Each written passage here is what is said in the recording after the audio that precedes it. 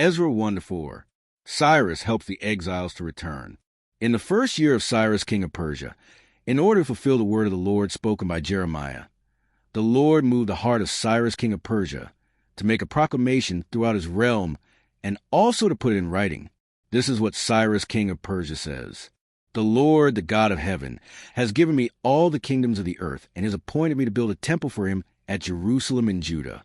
Any of his people among you may go up to Jerusalem in Judah and build the temple of the Lord, the God of Israel, the God who is in Jerusalem, and may their God be with them. And in any locality where survivors may now be living, the people are to provide them with silver and gold, with goods and livestock, and with free will offerings for the temple of God in Jerusalem. Then the family heads of Judah and Benjamin, and the priests and Levites, everyone whose heart God had moved, prepare to go up and build the house of the Lord in Jerusalem. All their neighbors assisted them with articles of silver and gold, with goods and livestock, and with valuable gifts, in addition to all the free will offerings. Moreover, King Cyrus brought out the articles belonging to the temple of the Lord, which Nebuchadnezzar had carried away from Jerusalem and had placed in the temple of his God. Cyrus, king of Persia, had them brought by Mithridath the treasurer, who counted them out to Sheshbazzar the prince of Judah. This was the inventory: gold dishes 30, silver dishes 1,000, silver pans 29, gold bowls 30, matching silver bowls 410, other articles 1,000. In all, there were 5,400 articles of gold and of silver. Sheshbazzar brought all these along with the exiles when they came up from Babylon to Jerusalem, the list of the exiles who returned. Now these are the people of the province who came up from the captivity of the exiles, whom Nebuchadnezzar king of Babylon had taken captive to Babylon. They returned to Jerusalem and Judah, each to their own town, in company with Zerubbabel, Joshua, Nehemiah, Sariah, Reelaiah, Mordecai, Bilshan, Mizpar, Bigvai, Rehum, and Baanah.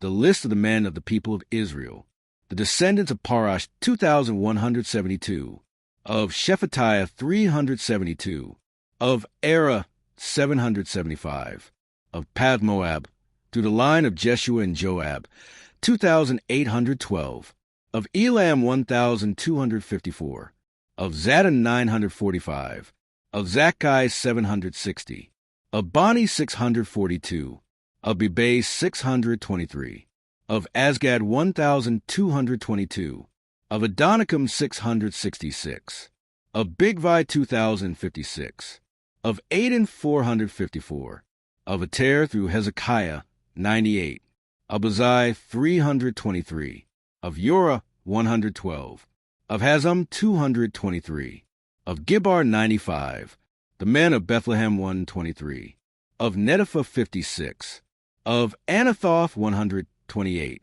of Asmaveth 42, of Kiriath-Jearim, Kephra, and Beeroth 743, of Ramah and Jeba 621, of Michmash 122, of Bethel and Ai 223, of Nebo 52, of Magbish 156, of the other Elam 1,254, of Haram 320, of Lad, Hadid, and Ono 725, of Jericho 345, of Sina 3,630, the priests, the descendants of Jediah, through the family of Jeshua 973, of Immer 1,052, of Pashur 1,247, of Haram 1,017, the Levites, the descendants of Jeshua and Kadmiel of the line of Hodaviah 74, the musicians, the descendants of Asaph 128, the gatekeepers of the temple, the descendants of Shallum, Ater, Talmon, Akub, Hadadah, and Shobai 139, the temple servants, the descendants of Ziha, Hasupha, Tabaoth, Kuras, Siah, Padon, Libana, Hagabah, Akub, Hagab, Shalmai, Hanan, Gidel, Gahar, Ria, Rezin, Nekoda, Gazam, Uzzah, Basia, Besai, Asna, Munim, Nephuzim, Bakbuk, Hakupha, Harher, Baslith, Mehida, Harsha, Barko, Sisera, Tema, Nesia, and Hatapha, the descendants of the servants of Solomon, the descendants of Sotai, Hassaphareth, Peruda, Jala, Darkon, Giddel, Shephatiah, Hattil, Pokereth, Hazabaim, and Ami. The temple servants and the descendants of the servants of Solomon, 392. The following came up from the towns of Tel Melah, Tel Harsha, Kerub, Adon, and Immer, but they could not show that their families were descended from Israel. The descendants of Deliah, Tobiah, and Nekoda, 652. And from among the priests, the descendants of Hobiah, Hakaz, and Barzillai, a man who had married a daughter of Barzillai the Gileadite and was called by that name. These searched for their family records, but they could not find them, and so were excluded from the priesthood as unclean. The governor ordered them not to eat any of the most sacred food until there was a priest ministering with the Urim and Thummim. The whole company numbered 42,360, besides their 7,337 male and female slaves. And they also had 200 male and female singers. They had 736 horses, 245 mules, 435 camels, and 6,720 donkeys. When they arrived at the house of the Lord in Jerusalem, some of the heads of the families gave freewill offerings toward the rebuilding of the house of God on its site. According to their ability, they gave to the treasury for this work 61,000 derricks of gold, 5,000 minas of silver, and 100 priestly garments. The priests, the Levites, the musicians, the gatekeepers, and the temple servants settled in their own towns, along with some of the other people, and the rest of the Israelites settled in their towns. Rebuilding the altar. When the 7th month came and the Israelites had settled in their towns, the people assembled together as one in Jerusalem. Then Joshua son of Jozadak and his fellow priests and Zerubbabel son of Shealtiel and his associates began to build the altar of the God of Israel, to sacrifice burnt offerings on it, in accordance with what is written in the law of Moses the man of God. Despite their fear of the peoples around them, they built the altar on its foundation and sacrificed burnt offerings on it to the Lord, both the morning and evening sacrifices. Then, in accordance with what is written, they celebrated the festival of tabernacles with the required number of burnt offerings prescribed for each day. After that, they presented the regular burnt offerings, the new moon sacrifices, and the sacrifices for all the appointed sacred festivals of the Lord, as well as those brought as freewill offerings to the Lord.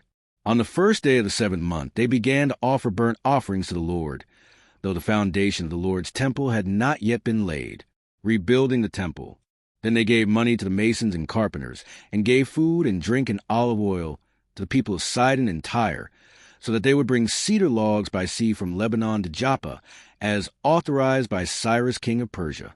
In the 2nd month of the 2nd year after their arrival at the house of God in Jerusalem, Zerubbabel son of Shealtiel, Joshua son of Jozadak, and the rest of the people, the priests and the Levites and all who returned from the captivity to Jerusalem, began the work.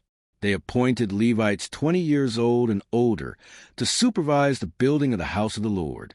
Joshua and his sons and brothers, and Kadmiel and his sons, descendant of Hodaviah, and the sons of Henadad and their sons and brothers, all Levites, joined together in supervising those working on the house of God.